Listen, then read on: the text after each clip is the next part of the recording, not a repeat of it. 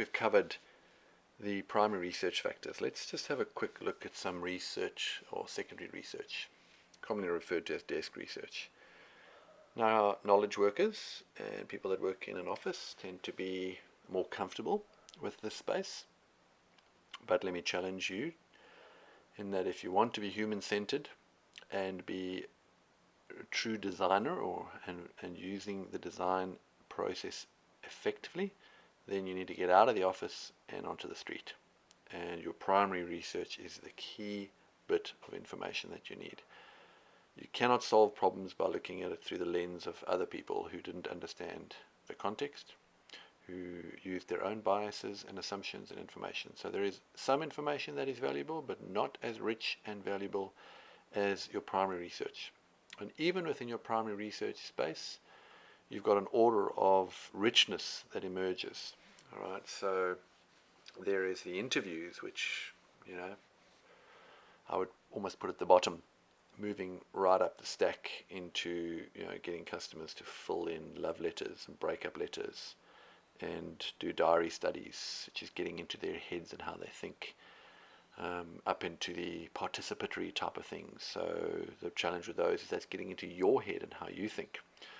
So if I were to draw a scale for this, interviews at the bottom, participatory type of research in the middle, observation research also in the middle, and getting right up to the top is actually some of the ask research, but more the ask research that gets into the mind of your consumer, which is the love letters and day in life of and diary studies type things.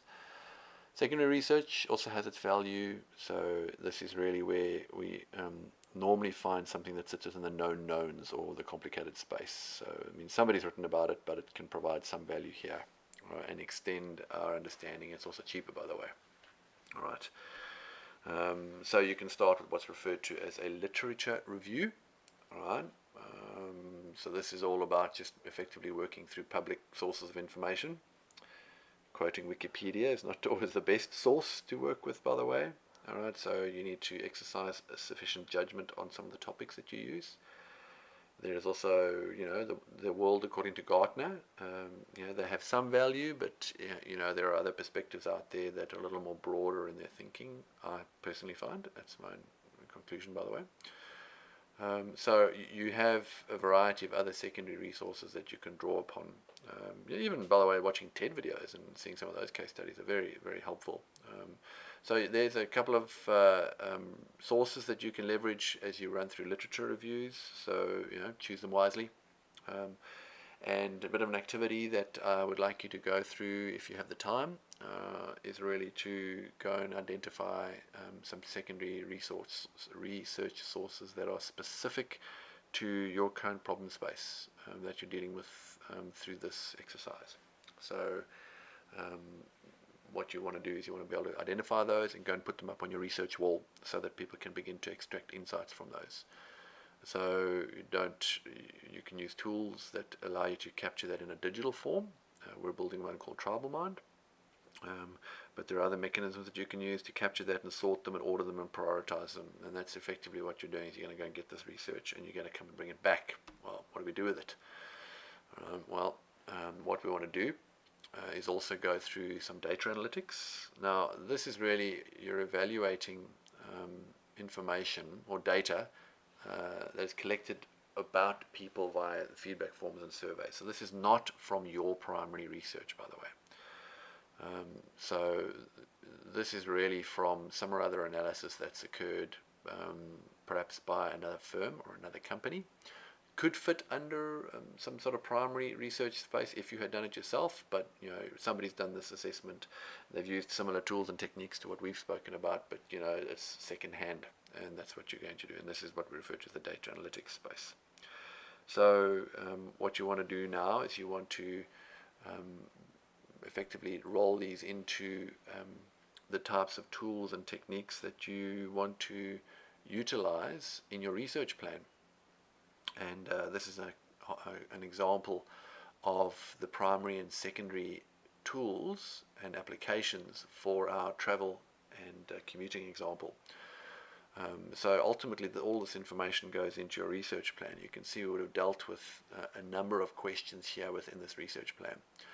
So we started up at the top, and we're working through the cycle here to the point where we've identified our primary and secondary research tools.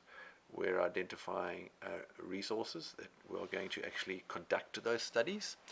And really what we want to be able to do now is really go into this sort of data collection and guidelines space. So before we get there, select your tools. We've been through a few tools already, so make sure you're clear on which tools you're going to use for which questions you want answered, research questions that is, now that you understand research and context. All right, and you want to be pretty clear on where you're going to store this information. Is it going to be on Trello? Is it going to be in TravelMind? Is it going to be in some mechanism just on the wall where we can get to it and access it?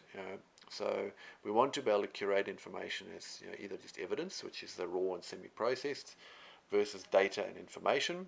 All right, which means we've extracted some meaning from it, versus discerned insights that sort of pop up from that. So there's an insight which says we noticed that 5% of people that we observed speak harshly to a homeless person on the side of the road. Okay. Now we haven't assumed what we're going to do with that, but that's an insight. Okay.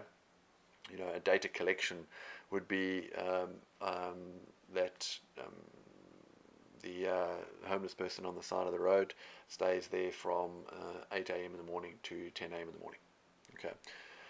So really this is the level of categorization that we want to be able to work with when we're curating our evidence. And ultimately all of this rolls together into your completed research plan, in which you describe your data collection guidelines and what you need to do and achieve at the end of it. So my suggestion is go off and complete your full research plan and get on with that research. Create yourself a nice little wall, a research wall, and go and put it all up on the wall or in some electronic format so that we can have enough evidence and data points that we can now begin to utilize as we move into the define phase. And we'll see you in that phase.